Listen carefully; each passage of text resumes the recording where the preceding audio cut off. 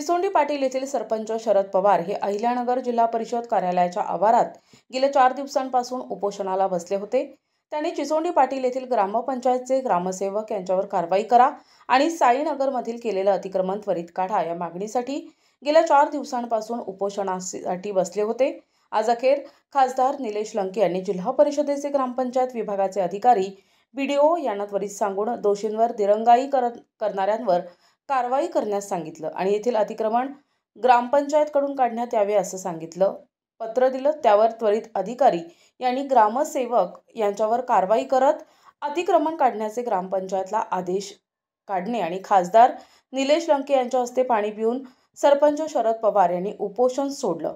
अखेर चिचोंडी पाटील या गावातील साईनगर भागातील अतिक्रमण हटविण्यात येईल आणि शरद पवार यांच्या उपोषणाला यश भेटेल। यावेळी जिल्हा परिषद सदस्य बाळासाहेब हराळ, संदेश कारले, बाबासाहेब, राष्ट्रवादीचे अशोक बाबर, काँग्रेस तालुकाध्यक्ष अरुण म्हस्के, प्रकाश पोटे, विलास शेडाळे, भाऊसाहेब काळे, रामेश्वर निमसे, भरत बोडखे, गणेश तोडमल, वसंत पवार, रमेश ठोंबरे, लांडगे सर, वैभव बोटे, दिलीप पवार, कल्याण कोकाटे, सावकार, अरुण दवणे, राजेंद्र पवार, चंदूकाका पवार, माजी सरपंच अमोल निकरड, युवराज हजारे, वैभव कोकाटे, संजय गुंड, सरपंच विलास कवळी, रविशेठ पवार, संदीप तापकीर, शिवाजी पाटील होळकर, शिवाजी कराळे पाटील, बाळासाहेब खानवे यांच्या सहर्ष चिंचोडी पाटीलचे ग्रामस्थ, महिला भगिनी मोठ्या संख्येने उपस्थित होते। यावेळी सरपंच शरद पवार यांनी 4 दिवस उपोषणाला आलेले गावातील सर्व ग्रामस्थ, तालुक्यातील महाविकास आघाडीचे सर्व पदाधिकारी, कार्यकर्ते, मित्रपरिवार यांचे आभार मानले। यावेळी जिल्हा परिषद सदस्य बाळासाहेब हराळ, संदेश कारले, बाबासाहेब, राष्ट्रवादीचे अशोक बाबर, काँग्रेस तालुकाध्यक्ष अरुण म्हस्के, प्रकाश पोटे, विलास शेटाळे, भाऊसाहेब काळे, रामेश्वर निमसे, भरत बोडखे, गणेश तोडमल, वसंत पवार, रमेश ठोंबरे आदींसह ग्रामस्थ उपस्थित होते।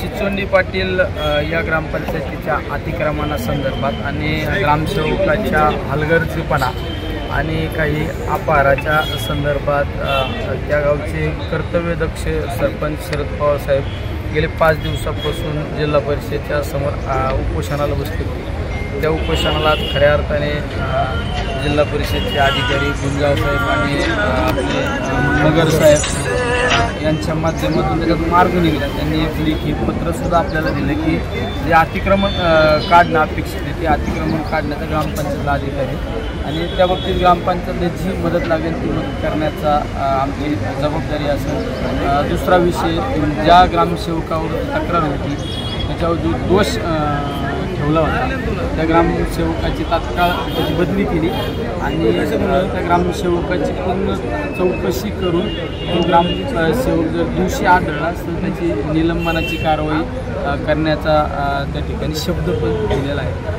निश्चित आमच्या सरपंचाला आज 5 दिवसांनी यश आलं। नेहमी समाजासाठी झटणारा आमचा तळमळीचा सरपंच, एक नेहमी समाजाचं दुःख ते आपलं दुःख, समाजाचं आनंद तो आपला आनंद मानणारा आमचा हा जीवाभावाचा कार्यकर्ता एक आम्हाला अभिमान वाटतो की नेहमी समाजासाठी झटत असतो। त्यांच्या या उपोषणाला आज यश आले। धन्यवाद। नगर दक्षिणचे लोकप्रिय खासदार मी मागील 4 दिवसापासून चिचोंडी पाटील साईनगरमध्ये अतिक्रमण होतं आणि त्या अतिक्रमणासंदर्भात अनेक ग्रामस्थांनी साधारण 1000 ते 1500 ग्रामस्थ, महिला भगिनी, शेतकरी यांना बाजारात, शाळेत आणि दुकानात या ठिकाणी जाण्यासाठी जो मुख्य रस्ता साईनगरचा बंद झालेला होता त्या संदर्भात प्रशासनाकडे वेळोवेळी तक्रारी केल्या तरीसुद्धा त्यांनी दखल घेतली नाही आणि मागील 4 दिवसापूर्वी या ठिकाणी आमरण उपोषण लावलं। आज खासदार साहेबांच्या आणि बीडीओ त्याचबरोबर ग्रामपंचायत विभागाचे सीओ साहेब, गुंजाळ साहेब आणि मगर साहेब यांच्या मध्यस्थीने आज या ठिकाणी आम्हाला आदेश दिला। जे संबंधित ग्रामविकास अधिकारी त्यांनी या संदर्भात टाळाटाळ केली त्यांच्यावर सुद्धा चौकशी करून कारवाईचे आदेश दिले आणि खऱ्या अर्थाने साईनगरचे जे ग्रामस्थ मागील 4 दिवसापासून रोज साधारण 200 ते 300 ग्रामस्थ या ठिकाणी माझ्या या आमरण उपोषणाला पाठिंबा देत होते, त्यांचं सुद्धा या आजच्या विजयामध्ये, आजच्या या आदेशामध्ये त्यांचा सुद्धा मोलाचा वाटा आहे। मी त्यांचं सुद्धा ग्रामपंचायतच्या वतीने, ग्रामस्थांच्या वतीने आभार मानतो आणि आज खऱ्या अर्थाने लोकनेते निलेश लंके साहेबांनी त्यांच्या कार्यकर्त्याला आधार देण्याचं काम या आदेशाच्या माध्यमातून दिले। इतक्या व्यस्त शेड्यूलमधून ते इथं आले।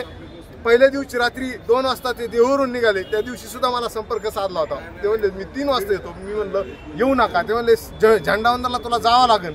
पण मी आग्रह केला, मी म्हणलं तुम्ही इथं आले तर मला तुम्हाला नाही म्हणता येणार नाही, पण तुम्ही यायचं नाही। मग ते म्हणले झेंडावंदन कोणाच्या हस्ते करणार? तर मी सांगितलं वैभव कोकाटेंना आदेश दिलेले आहेत। त्यानुसार आज साहेब इथं आले आणि आज सर्वांच्या मध्यस्थीने आज हा आदेश मिळाला। त्याबद्दल मी सर्वांचे आभार मानतो। प्रतिनिधी मुकुंद भट, NTV न्यूज मराठी, अहिल्यानगर।